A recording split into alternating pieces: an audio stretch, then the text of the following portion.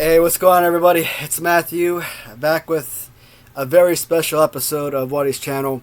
So this is a video I've been planning on making for several months now. I think I finally have enough figures that's going to make this video special. And coming up with this video idea and kind of thinking about some other things that are very similar, I think this is going to be something I could create a new series on. As you know, I like to branch out and do different ideas, different storylines, and things like comparable LGNs, for example, which has been one of my most successful videos. I love doing those because it's not only giving me opportunity to have an ongoing series, but I also get to talk about some of the things that really interest me as well. Today, I'm gonna poke fun of. I just want to make that clear. I'm poking fun of. I'm not criticizing. So one of my favorite shops. We all know them. They're beloved by, I'm sure, well, it feels like millions. Probably not that many people aware of them, but I haven't been as big of a buyer from this particular company, for several months. They've, over the last several months, they've come up with a number of figures. I've purchased the majority of them. I think right now there's only like 2 or 3 figures that are currently on their shop which I haven't bought. One of them is 2 up, so that's definitely going to be on the priority list in the future. But there are a couple other figures. I mean, there've been a number of figures I just I've been familiar with as far as the characters, and figures which haven't exactly been excited about as far as fighting abilities, as far as the display of the figure. So hasn't really been a priority for me recently. Like I said, today I'm kind of poking a little bit fun at them. I give this company a lot of free advertisement, but they're good people, so they deserve it. Again, I may not be in love with so many of their figures, but I think it's good content nonetheless. Any publicity is good publicity. So, so this video, it's essentially going to be talking about what's up with parentheses insert toy line here. So this particular video, I'm going to be talking about on Etsy, XOX Customs by Random Treasures. So we know how obsessed I am with my fighting poses of my figures. And, we all know what kind of figures I gravitate towards most because of said poses. And there are a number of figures that are basically just repeats of existing figures. And it's so annoying to see that. So when I first thought of this video, I thought of making this video. I kind of wanted to do like a 1920s silent film type of deal, where I just sit here, wouldn't say a word. I would just hold the figures up to the screen, and that would be that. People would know right off the bat exactly what my intentions are, what I mean. But I'll talk about a few things, I guess. So we're just gonna dive right in then. So from Random Treasures is the Volume 2 Ultimate Warrior. Now this is one of those figures I talked about, which when I saw it, I'm like, okay. Display wise, fighting pose wise, I thought it was a good figure. I knew I was gonna get it. I mean, there was no doubt. I love the figure. It looked great, but again, it didn't overly excite me where I was just dying to go out and buy one. I've said it before. I'll keep saying it. This is a figure that did not need to be made. I really wish I could have put that money towards purchasing something I didn't already own, because the original LJN was already perfect and much better figure in my opinion. So getting this figure in, and what are you doing with this pose?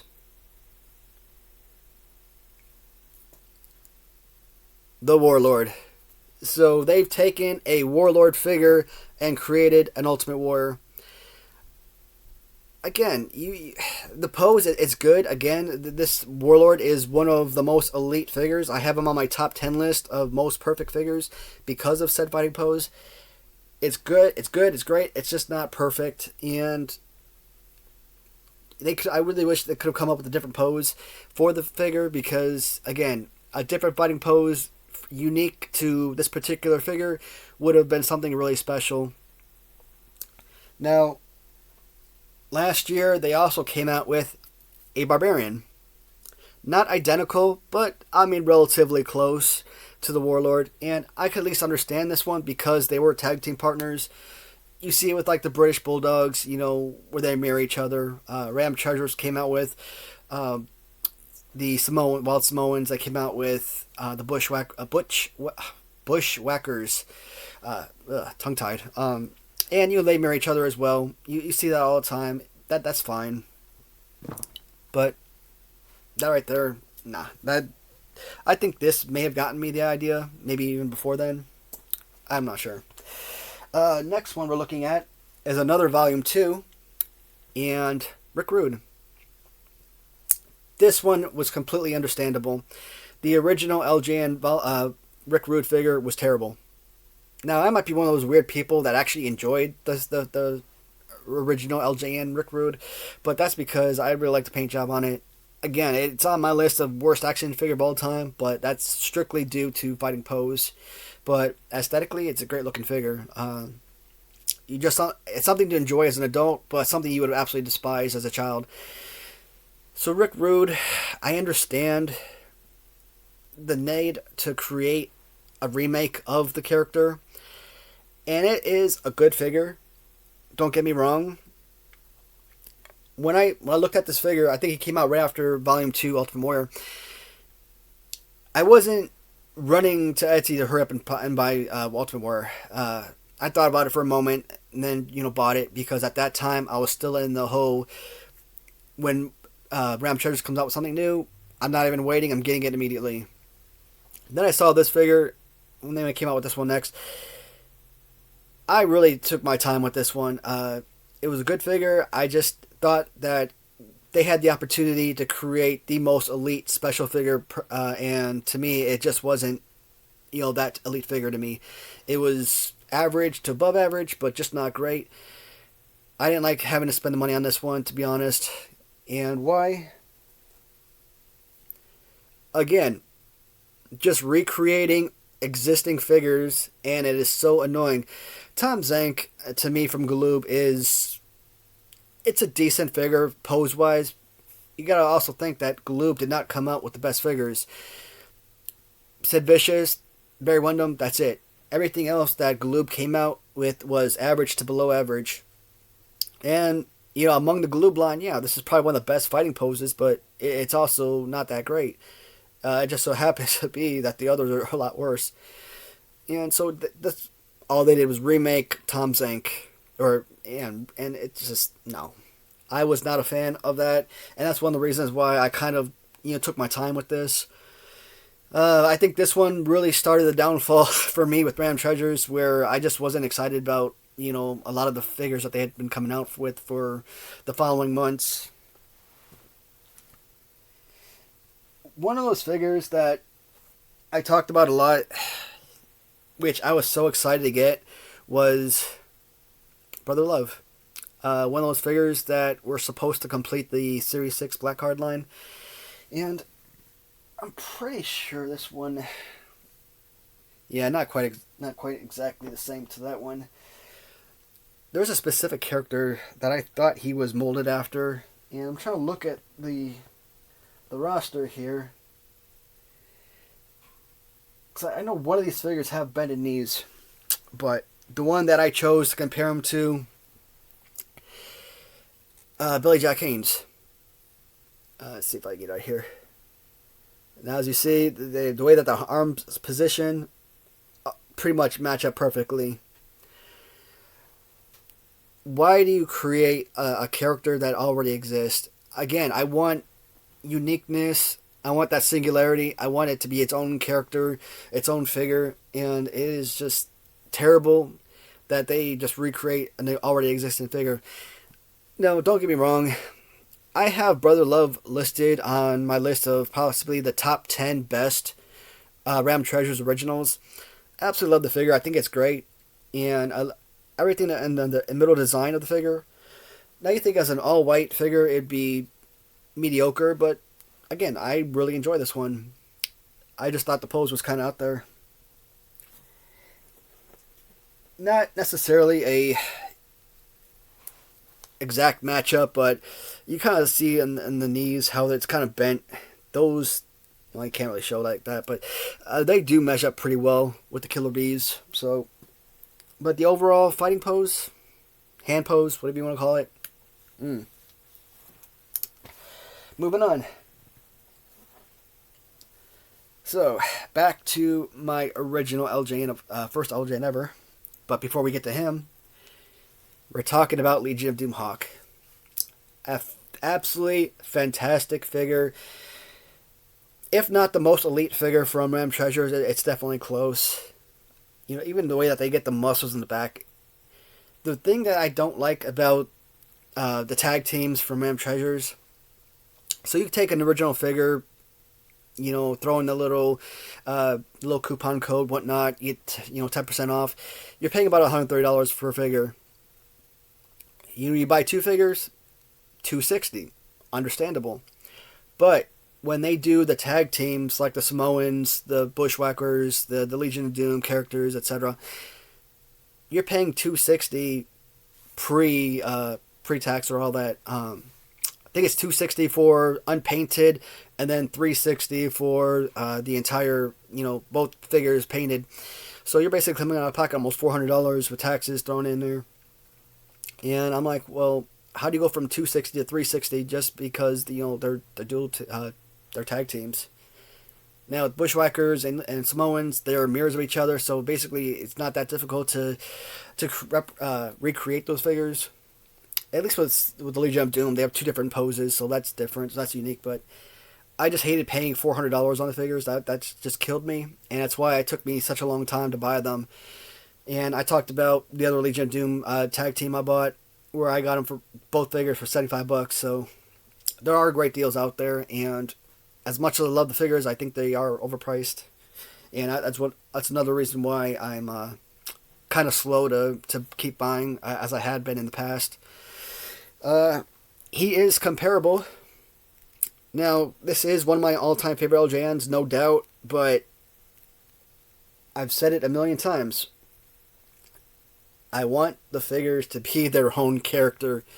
I don't want to say ripping off, but molding or continuously taking existing characters and using the exact same body. Look, not every figure can have its own uniqueness. There's only so many poses that you could come up with, and when I'm a type of person who covets the fighting pose above all else, there's only so many fighting poses you can create. So, yes, I understand at some point you are going to have figures with duplicate poses. There's no way around it. If you had 20 figures, yeah, you could create 20 other poses. You get to 100 figures, chances are you have 100 different poses. It's difficult. How many people could actually think of different ways to pose the body? And not just that. The LJN Series 5 Hogan is a perfect figure display-wise, but, it looks great, but how often are you going to use that as a kid, as an actual wrestler, when you got the original Series 1, which is perfect? So we are combining the original, forgot his name for a second, Nikolai Volkov, against Legion of Doom's Hawk. Alright, sticking with Legion of Doom, we go with Animal. Good looking figure with fantastic face paint, and I love the little Tasmanian devil tattoo, which I think is kind of like a decal or something that they stick on there. Again, another great looking figure. Now, there's a couple comparable figures. One Man Gang is an obvious comparison. I chose for this video to use Ken Patera. Ken Patera in itself is a fantastic looking figure aesthetically, but the pose is absolutely horrendous, which makes it one of the worst figures created. When I first did my list of top 10 least favorite LJN, I think I had him at like number 10. But I think if I go back and redo my list, which I'm still working on, I don't think I'd have him in the bottom 10 anymore. I think the bulkiness of the figure is just too good to have him as a top 10 worst figure, but not exactly the type of figure I would have molded a Legion of Doom character after. I was thinking like a Hulk Hogan would have been like a perfect example. Andre the Giant, something like that. Big John Studd. They could have like pushed his arms out and made a Big John Studd pose. this would have been absolutely perfect, beyond perfect, but they went with the Ken Patera copy, and it just didn't excite me. So that fulfills Legion of Doom. Now, very well possibly the worst figure that Random Treasures has ever created, and very well possibly the worst LJN period. Now, is it worse than the original Jimmy Snuka or worse than the original Rick Rude? It's a little bit playable, so probably not. But it's definitely on my list of one of the worst figures ever created. Sorry, Random Treasures, but Bob Backlund. Bob Backlund 100% deserved to be made. I definitely agree creating this character. It's just a terrible figure. And who was he molded after but B. Brian Blair? So, again, all they did was mirror the figure, which they do with so many other figures. Some of them, they just 100% duplicates. Some of them are mirrors. For the LJN Killer Bees, for LJN, I can understand this. Again, they got all these figures. They got to come up with different poses. It works. Not the worst pose ever.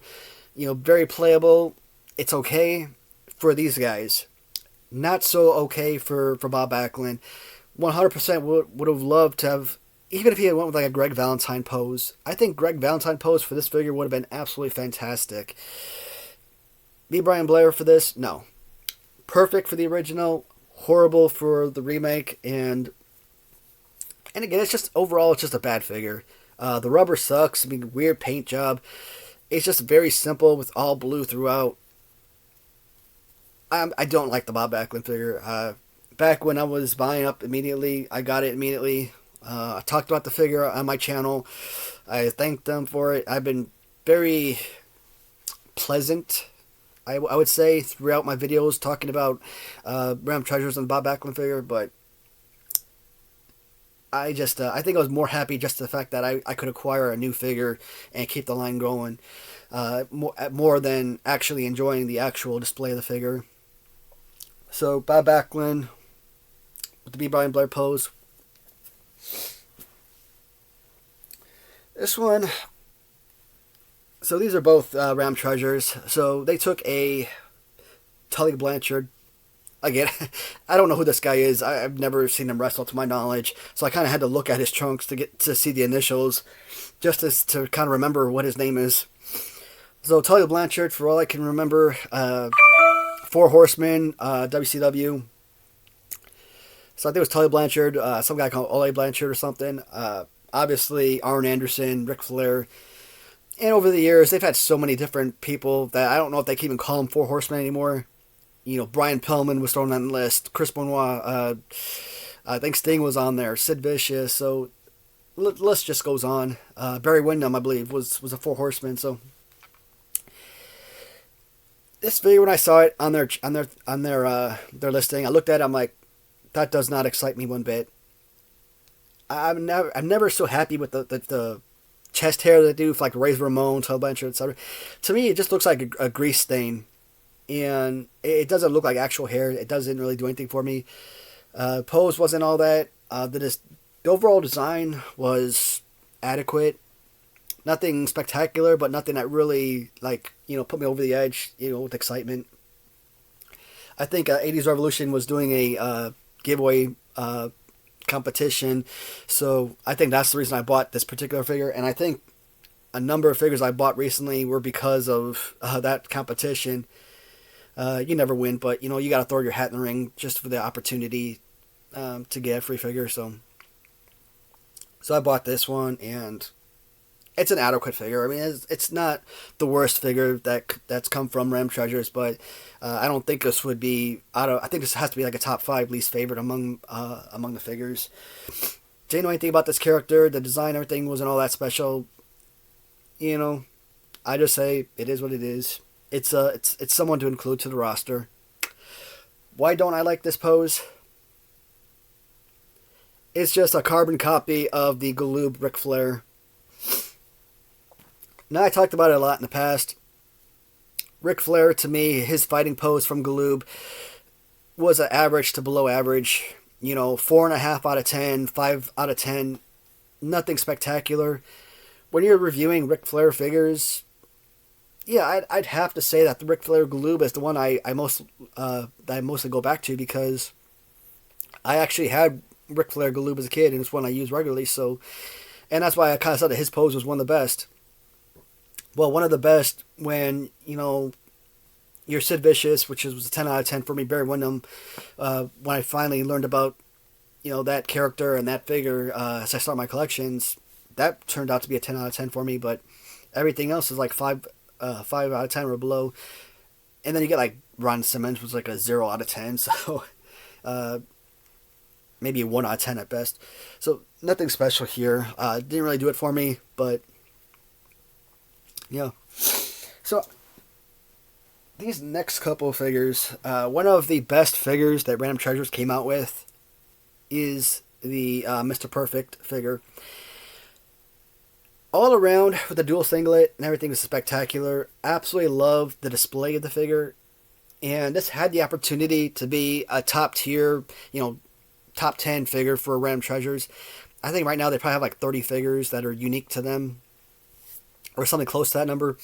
And to me, this is still a mid-tier, like maybe 15 or somewhere in that vicinity. Somewhere between 12 and 15 among their individual figures. And why do I rate it as low as I do? Because it is molded after one of the worst action figures of all time. Again, Scott Steiner from Galoob. I had this figure as a kid. I played the heck out of it. But you know what? I had Ron Simmons as a kid. I played the heck out of that. And I despise that figure beyond words. It was such a horrendous figure to play with. And looking at this, I think maybe as a kid, I really didn't care. I think maybe I got a lot of use out of it because I wasn't really familiar with the different lot of lines and the different characters, different figures. But as an adult, seeing this pose, I'm like, no, that's terrible. And so, taking an elite character with a almost perfect figure, and just giving him this terrible fighting pose, absolutely ruined it for me. So again, instead of being a top tier figure, he's a mid-level figure among the Random Treasures exclusives. Now, the one thing that I can say wholeheartedly that Random Treasures did right. Now this is, again, among their exclusives.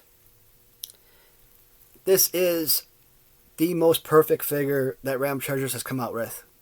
Now, I rate this one number 2.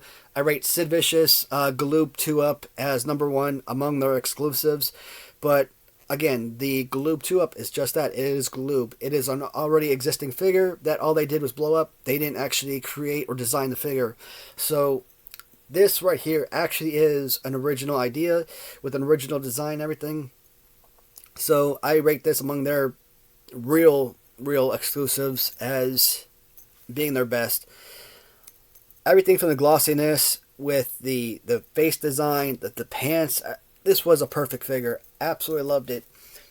But it really wasn't as unique as I had thought, because it's just another carbon copy of the Arn Anderson Galoob figure. Now this is actually the LJN Galoob 2-Up from Random Treasures. Another thing I've noticed as I pull them off the shelf, they have, even their design of their boots and everything are almost carbon copies of each other. And I'm like, wait a minute. So I kind of screwed up when I ordered this. Normally what I do is I purchase whatever the stock photo is for that particular figure. So I got the Arn Anderson with black, like the stock photo. If I could have redone it, I would have gotten Arn Anderson with red and white, the same colors he had as the Series 1 Galoob figures. Now, recently, I got a Ron Simmons Galoob 2-Up from Random Treasures. This time, I decided to get the Series 2 UK exclusive with the light blue pants and the white stripe on the leg. Reason I did that is I already messed up and, got a different colored Arn Anderson, so at least with the Series 2 and the white stripe, it takes a bad figure and makes it a little bit better because it gives it more of a design. So, I don't know. I think moving forward, I'll probably do the same. Brian Pillman, I might keep the Bengal pants, but I might go with blue. It depends. So, yeah. These are pretty significant. There's one other thing I didn't pull off the shelf because I didn't find it to be too close. But, you know what? For the sake of argument, and I'm sure we can combine other figures as well. Now, this one isn't 100% identical, but it's in the realm of possibilities. So we are looking at Dr. Death, Steve Williams. I think this is probably the last figure I bought just because I wanted to. Again, since this figure was made, they've come out with other figures, of course, and I bought a couple of figures because of the competition that Jason Up was having, but I also bought a few others because they were Galoob 2-ups, and I plan on getting all the Galoob 2-ups. I said it before when I got the Ron Simmons. If they ever made Ron Simmons, I was going to cry because I didn't want to pay that money for that type of figure. One that I despise, but I got both Dooms, so yeah, it's a nice little tag team to put together, put on the shelf. Right over here. So, Dr. Death, Steve Williams. Again, I didn't care for the pose. Didn't know anything about this character, so that didn't do anything for me. The design of it was adequate. I mean, nothing super flashy. I mean, I do kind of like these look like little teeth marks or whatnot, little waves or whatnot on the bottom of his boots. I thought that was pretty awesome. He actually does match up with Blanchard Tully pretty well. I mean, you know, similarities, obviously. So when I saw this figure, I'm like, hold on a minute. Where have I seen that figure before? Again, it's not 100% identical, but you know, it's close enough. And to be honest, I think Bam Bam Bigelow might actually be a better comparison. Where is Bam Bam at? Yeah, I think Bam Bam might actually be a little bit better mold right here. I hate that they keep using the same figure over and again. I'm trying to get this in the middle, that way I can showcase all three. So maybe the mold is more of Bam Bam, but again, the overall design looks very much like Ted Arcidi. So my one recommendation to Ram Treasures, which I know they will never watch my videos, but my recommendation is to just come up with something unique, your own general idea. Even if it is that Hulk Hogan Series 5 LJN pose or something similar. I didn't even pull that Rip'em from No Holds Barred, because I already knew that was going to be the pose. They were using the Series 5 Hogan for that design. I didn't even pull it off the shelf. I didn't think that one was necessary. So, that is it. What is up with Random Treasures figures? I do plan on doing what is up with original San Francisco Toymakers figures next. I think that should be a really fun video. And I hope this interests a lot of people. Hopefully I didn't tick off a lot of people with this video, but it was just, yeah, I'm ragging on Ram Treasures, but again, it's in jest. It's not like to humiliate anyone. It's just a good fun video, I think. Again, you never want to go out and criticize people. That's not my personality. That's not what I like to do. So hopefully you guys enjoy it. Hopefully I don't lose 20 subscribers after this video.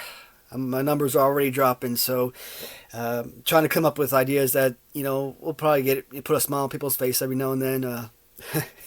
Hopefully this video did that. Let me know what you guys think, and I will talk to you in the comments. Other than that, I will see you guys later. Goodbye for now.